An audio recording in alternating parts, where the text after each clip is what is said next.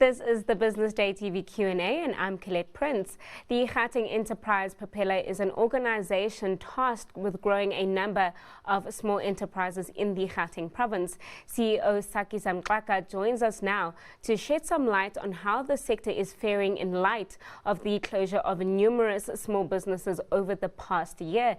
Saki, thank you for joining us.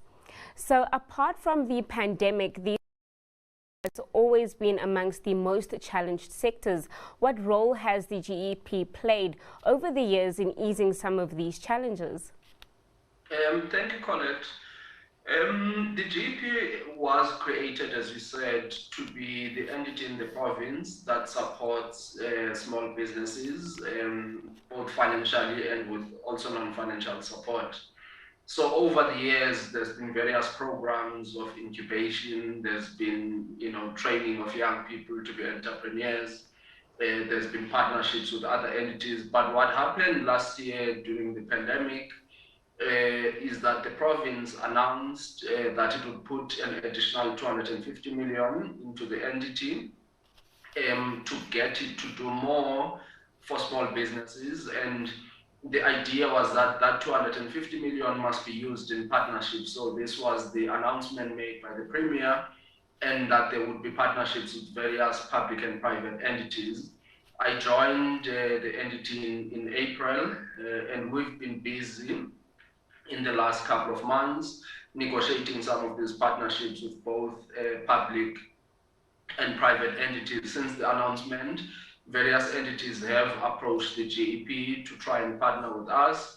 And generally, what we are considering in these partnerships are those who are putting at least 1 rand for 1 rand that we put in different sectors. So we're not excluding any sectors. We want, to reach out as much as we can. So the pandemic has affected some businesses very negatively, but there are certain areas where there's a bit of growth or potential for growth, and those are what we want to focus on, the businesses that we believe are the future businesses, but we also want to mitigate where there's been an effect. So if there's going to be anything in the next couple of months we talk about, is going to be these partnerships where we have other people putting in money with us, and some of these are still subject to various governance processes. We're talking to the ITC, and they need to go to their boards. We must still have approval in our board.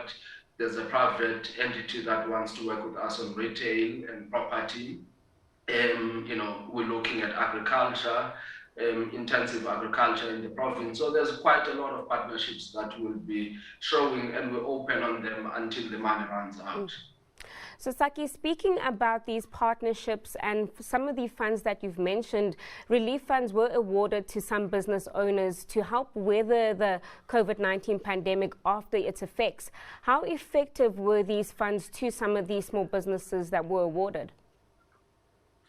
Well, thank you again, Collete. So as you asking the question, that's part of the question the MEC has asked to the GEP on what the impact has been, and that's why the focus now is that maybe we're better off having partnerships, because while these grants we've been giving have cushioned entrepreneurs with cash flow, and some have been able to buy a little bit of equipment, the sustainability of some of those enterprises is a little bit in question. So what we're trying to do is that we don't have just activities which give short-term relief.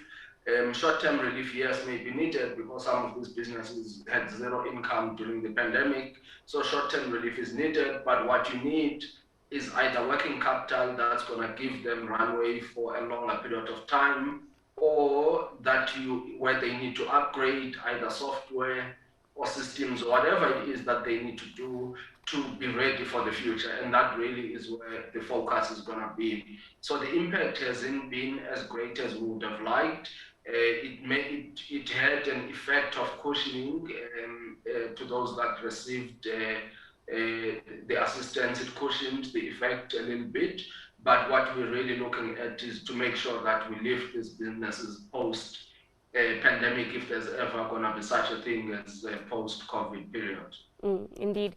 So MEC Parkstar also mentioned that the GEP will have a role to play in spearheading transformation and supporting black industrialists in the visitor economy. How exactly will the organization go about that? So again, I mean, industry and then, the different sectors of the economy.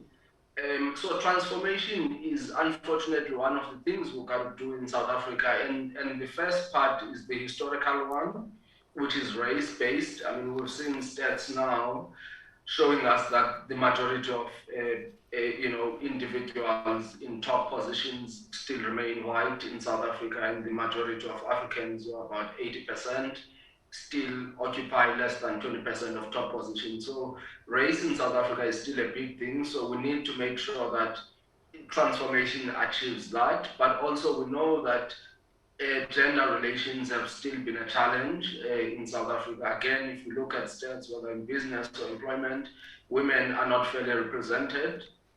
And then the youth. I mean, we've seen also with the unemployment stats, the young people are the ones most affected by unemployment. So whatever it is that we do has got to transform that. But we also know that we have an economy that generally has monopolies or oligopolies in certain sectors. I mean, it's become a thing to be the big four in retail, there's big four in audit, there's big 4, 5 law firms, big 4, 5 retail, so you pick any sector, there's a concentration at the top. And that has to change if you're gonna grow an economy, because I mean, big corporates have economies of scale and they generally are not labor absorbing. And in a country with our challenges of high unemployment, you need businesses that have high absorption rates. So breaking a bit of those monopolies and forcing them to work with small businesses is what we are doing.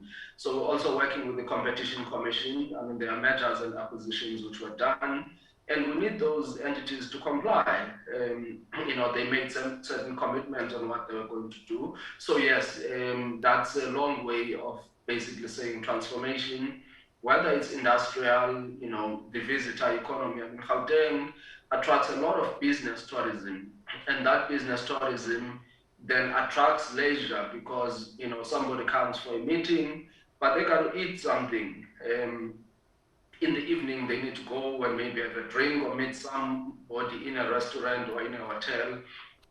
So those are some of the sectors that when the economy opens up, as we're seeing, in the Western economies, that with, vaccination at more than 70%, some of them are going back to sort of the world as we had seen it before. So we can expect that even in South Africa, things will start opening up. And when they do open up, we want a diverse economy that's going to benefit out of that. Well, absolutely. Thank you so much, Saki, for your insights. That was CEO of the Gauteng Enterprise Propeller, Saki Zamxaka. That's all from us today, so stay tuned for more Business Day TV programming coming up next.